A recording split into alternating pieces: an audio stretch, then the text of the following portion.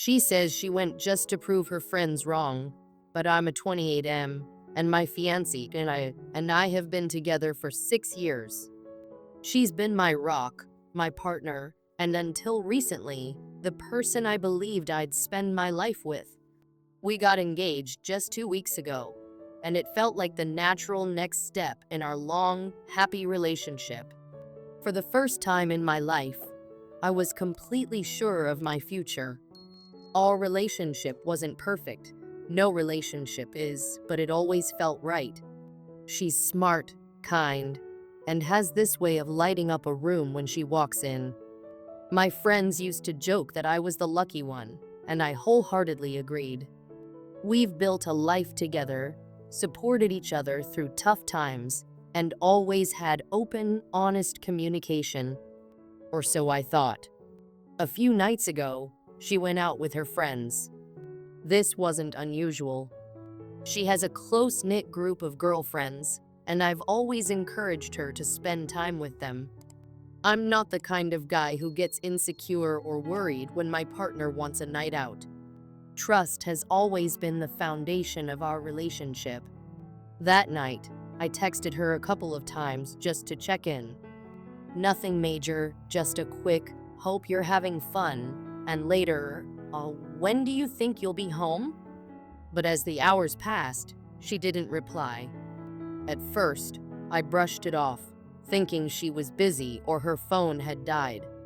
But by midnight, I started to feel uneasy. I tried calling her once, just to make sure she was okay, but it went straight to voicemail. My mind started racing, imagining the worst.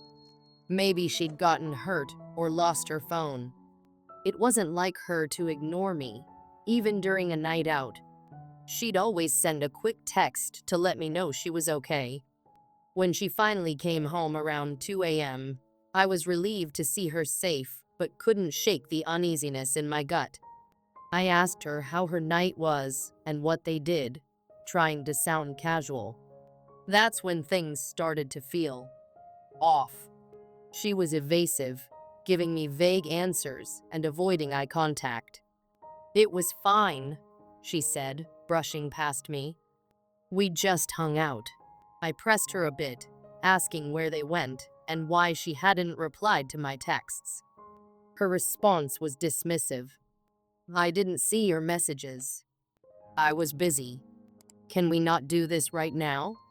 Her tone caught me off guard. This wasn't like her. She wasn't just tired, she seemed defensive, almost irritated that I was asking. I didn't want to push her, so I let it go for the night, but the feeling lingered. The next day, I couldn't stop thinking about it. Something wasn't adding up. She'd never been this secretive before, and I couldn't understand why. I decided to bring it up again, hoping we could clear the air. When I asked her about it, she got defensive again. "Why are you being so paranoid?" "I was just out with my friends." "Why is that such a big deal?" Her reaction didn't sit right with me. I wasn't being paranoid, I was genuinely concerned. I told her it wasn't about her going out, it was about the way she was acting. I reminded her that we've always been open with each other, and this sudden change was unsettling. That's when she dropped the bombshell. After a long pause, she admitted that her friends had been pressuring her. Apparently, they'd been telling her for a while that she was settling for less by being with me. Hearing those words felt like a punch to the gut. These were women I thought liked me, people I'd shared meals and laughs with. And now I find out they've been talking behind my back, convincing my fiancé that she could do better. She went on to explain that her friends had arranged for her to meet another guy. They thought he was more suitable for her and set up a dinner for them to meet. I was stunned. "And you went?" I asked, my voice shaking. She nodded, tears welling up in her eyes. "I went to prove them wrong," she said. "I wanted to show them that no one could compare to you." I didn't know what to say. Part of me wanted to believe her, to accept that it was just a mistake. But another part of me couldn't get past the fact that she went along with it at all. Why didn't she shut it down the moment they suggested it? Why didn't she tell me? I told her I needed space to think. She tried to hug me, but I pulled away. I don't know if I can trust you anymore, I said quietly. That night, I lay awake, staring at the ceiling, trying to make sense of everything. The woman I trusted the most had just admitted to something I never thought she was capable of. Even if her intentions weren't malicious, the betrayal still cut deep. The next morning, I went for a long walk to clear my head. Memories of our relationship flashed before me, the laughter, the tears, the plans we'd made for our future. How could all of that be overshadowed by one night? Or was this just the culmination of something deeper, something I'd been blind to see? When I got home, she was waiting for me. Her eyes were red and puffy, and I could tell she hadn't slept either. "Can we talk?" she asked softly. I hesitated, but nodded. We sat down at the kitchen table, and for the first time, I saw the guilt and pain she was carrying. She told me how her friends had been chipping away at her confidence in our relationship for months, planting seeds of doubt in her mind. They kept saying I was too good for you, that I deserved someone more successful, more ambitious, she said, her voice trembling. At first, I ignored them, but over time, it started to get to me. "I'm so sorry. I should have stood up for us." "Why didn't you?" I asked, my voice breaking. "Why didn't you tell me what they were saying? We could have faced it together." She shook her head, tears streaming down her face. "I was scared. I didn't want you to think I was doubting us because I wasn't. I love you. I've always loved you. I let their voices get too loud." Her words hit me like a tidal wave. I wanted to believe her, to trust that this was just a lapse in judgment. But the damage was done. Trust is fragile, and once it's broken, it's hard to piece back together. Over the next few days, I wrestled with my emotions. Part of me wanted to forgive her and move forward, but another part couldn't shake the image of her sitting across from another man, entertaining the idea of someone else, even if it was just to prove a point. I confided in a close friend, someone who knew both of us well. He told me to take my time, to think about what I really wanted, and whether I could see myself rebuilding the trust we once had. Ultimately, I sat her down for one final conversation. I told her how much I loved her, how much our relationship meant to me, but also how deeply hurt I was. "I need time," I said. "I don't know if I can move past this, but I owe it to myself and to you to figure that out." She nodded, tears falling freely. "I'll wait for as long as it takes," she whispered. And so, here I am at a crossroads. I don't know what the future holds, but one thing is certain. Love isn't just about the good times. It's about how you navigate the storms. And right now, I'm in the eye of one, hoping to find my way back to solid ground. She left that night and went to stay with her sister. Since then, she's been calling and texting nonstop, apologizing and begging me to forgive her. Some of her friends even reached out to me, admitting they'd pushed her into it and apologizing for their role in the situation. But their apologies felt hollow. The damage was already done. A few days later, her parents called me.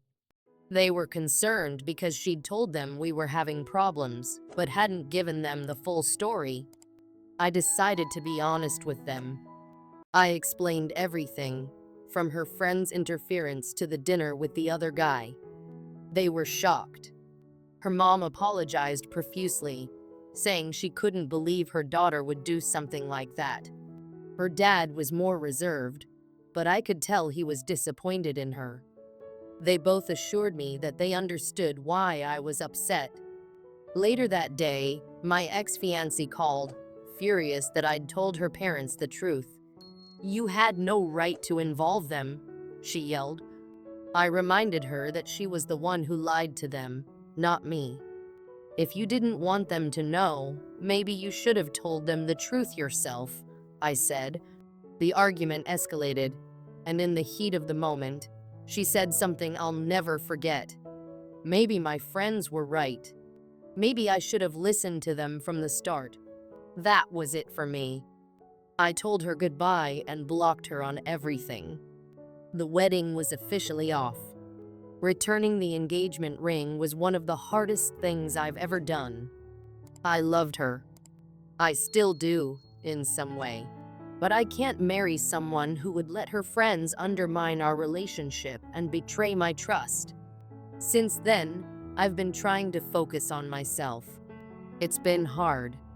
6 years is a long time to build a life with someone, only to have it fall apart in a matter of days.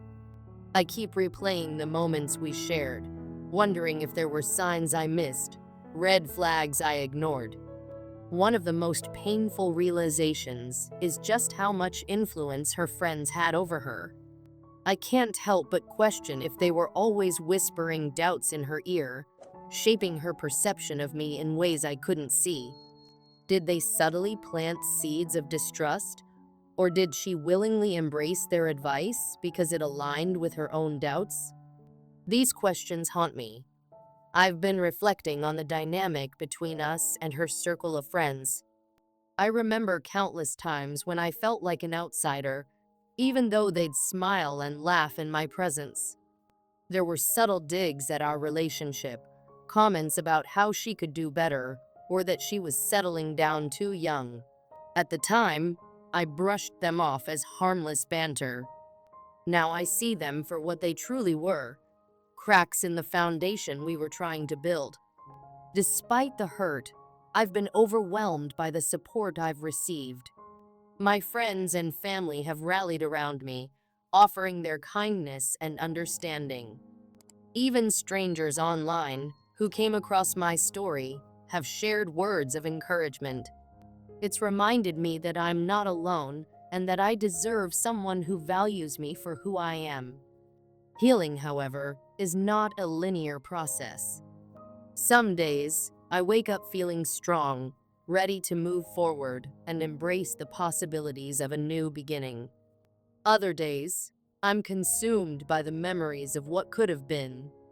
The laughter, the plans we made, the dreams we shared, all of it feels like a distant echo of a life that no longer exists.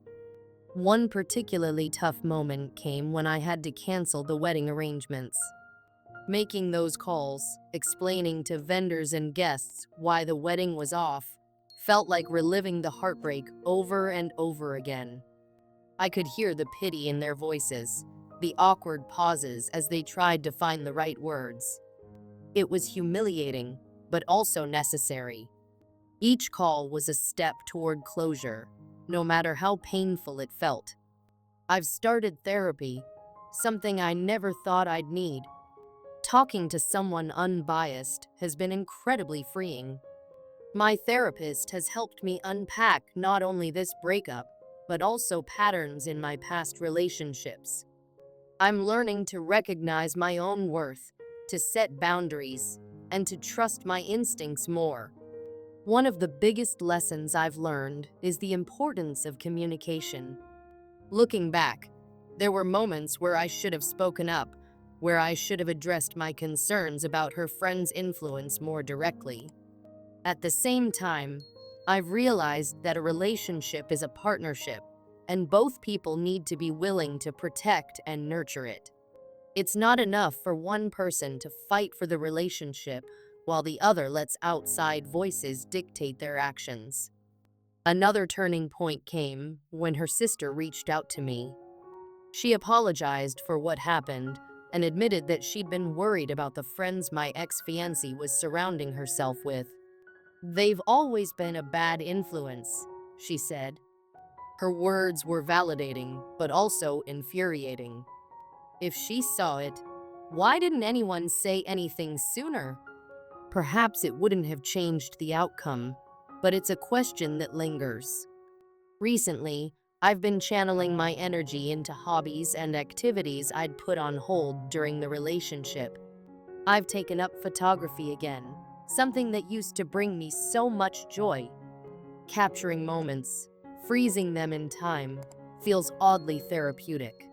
It's a reminder that life is filled with beauty, even in the midst of pain. I've also reconnected with old friends. They've been a lifeline, pulling me out of my darkest moments with their humor and unwavering support. We've started planning trips, something I'd rarely done during the relationship because I was so focused on building a future with her. It feels good to rediscover parts of myself that I'd forgotten. As for my ex-fiancée, I've heard through the grapevine that she's been struggling too. Part of me feels sorry for her. I know she's not a bad person, but she made bad choices. Choices that hurt us both. But I've made a conscious decision not to dwell on her or what could have been. My focus now is on me and my own healing. To anyone reading this, my advice is simple. Don't settle.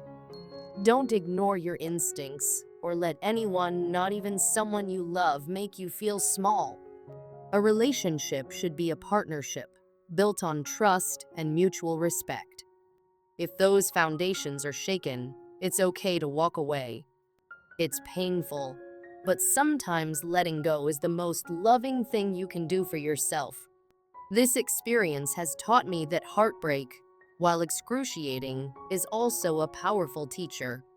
It strips you bare, forces you to confront your vulnerabilities, and pushes you to grow in ways you never thought possible. I'm still in the midst of that growth, but I'm hopeful. Hopeful that one day, I'll meet someone who sees me for who I truly am and chooses to stand by my side, no matter what. For now, I'm taking it one day at a time. Each step forward, no matter how small, is a victory. And while the road ahead may be uncertain, I know I'm moving in the right direction. Toward healing, toward self-discovery, toward a future where I can love and be loved without fear.